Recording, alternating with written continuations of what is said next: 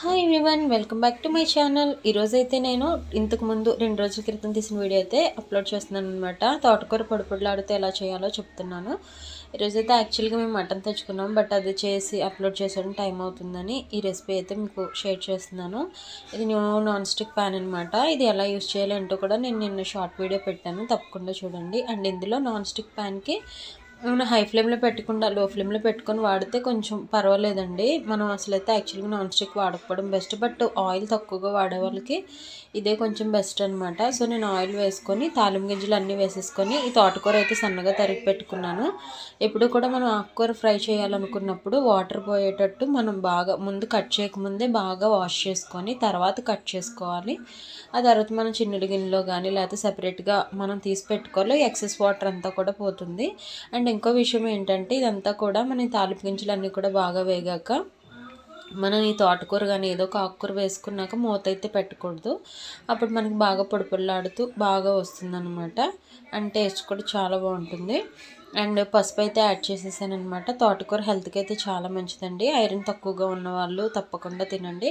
Ladies తప్పకుండా తినాలి, ఎందుకంటే మనకి బ్లడ్ చాలా ఇంపార్టెంట్ కాబట్టి. సో చూసారు కదా, ఖచ్చితంగా పిల్లలకు కూడా అలవాటు చేయండి. పిల్లలకి కూడా చాలా చాలా మంచిదన్నమాట. ఐరన్ లోపం ఉన్న పిల్లలందరికీ కూడా తప్పకుండా పెట్టవలసిన రెసిపీ అనమాట. సో ఈ విధంగా వేసేసుకొని సో ఈ విధంగా కరివేపాకు కూడా వేసుకొని మనం కట్ చేసి పెట్టుకున్నాం. మామూలుగా అయితే ప్యాన్ కొంచెం చిన్నది కదా, కట్ చేసి పెట్టుకున్నాక మొత్తం అంతా ఒకసారి వేయకుండా కొంచెం వేసుకొని అటు ఇటు తిప్పేసుకోండి. అప్పుడు ఇంక మిగతాది మొత్తం కూడా వేసేసాక మనం ఇంకా మూత పెట్టేయవలసిన అవసరం ఉండదు. అండ్ ఇంకోటి ఏంటంటే మాడకుండా ఉంటుందన్నమాట. మనకి కొంచెం మగ్గేటప్పటికి అదే కొంచెం కిందకి వెళ్ళిపోతుంది అనమాట. మనకి మాడకుండా ఉపయోగపడుతుంది. మనం అంత త్వరగా తిప్పవలసిన అవసరం కూడా ఉండదు. సో ఫస్టే కొంచెం వేసుకొని తిప్పేసుకుంటాను అనమాట. తర్వాత మొత్తం అంతా వేసేసి కొంచెంసేపు ఆగి చూస్తే అదే కొంచెం మగ్గిపోతుంది అనమాట. సో ఆ తర్వాత ఈ విధంగా చూసారు కదా, తర్వాత మనం కలుపుకుంటే సరిపోతుంది. కింద పడకుండా మనకి ఈ విధంగా ఈజీగా యూజ్ అవుతుంది అనమాట. తప్పకుండా ట్రై చేయండి. అండ్ తోటకూర తీసుకోండి, పిల్లలకి ఖచ్చితంగా అలవాటు చేయాలి. ఇప్పుడు ఈ కోవిడ్ వచ్చిన దగ్గర నుంచి మ్యాక్సిమం అందరూ నాన్ వెజ్ ఎక్కువగా తింటున్నాము. వీక్లీ వన్స్ ఆర్ ట్వైస్ తింటే సరిపోతుంది. కానీ ఆకుకూరలు చాలా చాలా మంచిదన్నమాట. పెద్దవాళ్ళకి మెయిన్గా చాలా మంచిది. పిల్లలకు కూడా మనం ఖచ్చితంగా కూరగాయలు ఆకుకూరలు ఖచ్చితంగా అలవాటు చేయాలి. అండ్ ఇంకో విషయం ఏంటంటే పెద్దవాళ్ళు కొంచెం వయసు వచ్చాక నాన్ వెజ్ తినకపోవడమే చాలా బెస్ట్. చాలా లైట్గా తీసుకోవాలన్నమాట. సో ఈ విధంగా మాకైతే ఈరోజు మటన్ తీసుకొచ్చారు, బట్ అదేంటంటే నేను నెక్స్ట్ వీడియోలో నేను మీకు అప్లోడ్ చేస్తాను. సో ఈ విధంగా అయితే నేను తోటకూర ఫ్రై అయితే చేశాను అనమాట. అండ్ మీ రెసిపీస్ ఏంటో కూడా నాకు కామెంట్ చేయండి. అండ్ సండే స్పెషల్స్ ఏంటో కూడా చెప్పండి. చూసారు ఇన్ని సౌండ్స్తో నేను వీడియో తీయాల్సి వస్తుందంటే అస్సలు అవ్వట్లేదు అనమాట. బట్ ఏంటంటే నేను ఏ రోజు ఆపకుండా వీడియో తీయాలని స్టార్టింగ్ నుంచి కూడా చాలా చాలా ప్రాబ్లమ్స్ అనమాట. ప్రాబ్లమ్స్ అంటే ఏమీ కాదు, కుదరట్లేదు, బట్ ఎలాగోలా తీస్తున్నాను మీ సహకారంతో. సో ఈ విధంగానే కొంచెం ఎంకరేజ్ చేయండి. అండ్ నా రెసిపీ నచ్చితే తప్పకుండా లైక్ చేయండి. లాస్ట్లో అయితే నేను కొంచెం సాల్ట్, కొంచెం తోటకూర ఫ్రైలోకి వెల్లుల్లి రబ్బలు ఎక్కువగా వేసుకుంటే బాగుంటుంది.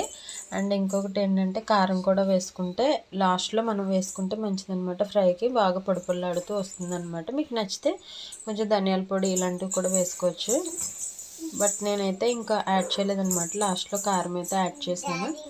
సో ఈ విధంగా అయితే తోటకూర ఫ్రై అయితే చేశాను. మంతెన సత్యనారాయణ గారు మనకి ఎక్కువగా తోటకూర ఫ్రై తినండి మంచిదని చెప్తూ ఉంటారు. ఎందుకంటే ఆ ఫ్రై వల్ల మనం ఎక్కువగా తింటాం కదా. అది కొంచెం మనం పులుసు చేస్తే చాలా కూర అవుతుంది, బట్ ఫ్రైకి ఏంటంటే మనం ఎంత చేసినా కూడా సరిపోదు. ఇందులోనే మళ్ళీ కొంచెం నేను మా అమ్మాయికి తీసేసాను. రిమైనింగ్ కర్రీ ఏమో కారం వేసేసాను. మాకైతే జస్ట్ ఒక్క పూటకు వచ్చిందనమాట. అండ్ మీరు తోటకూర అయితే ఏ విధంగా చేస్తారో కామెంట్ చేయండి. తోటకూర పప్పు కానీ, తోటకూర పులుసు కూర కానీ, కొంతమంది అయితే తోటకూర పుల్లగూర అంటారు. ఏదైనా కానీ తోటకూర ఎలా తిన్నా కూడా నాకైతే ఇష్టం. మీకు ఎంతమందికి ఇష్టమో కామెంట్ చేయండి. కొంతమంది అయితే సాంబార్ కారం వేస్తారు. సాంబార్ కారం ఎంతమందికి తెలుసో కామెంట్ చేయండి. మీకు కనుక రెసిపీ కావాలంటే కూడా కామెంట్ చేయండి. తప్పకుండా నేను నెక్స్ట్ వీడియోలో చూపిస్తాను.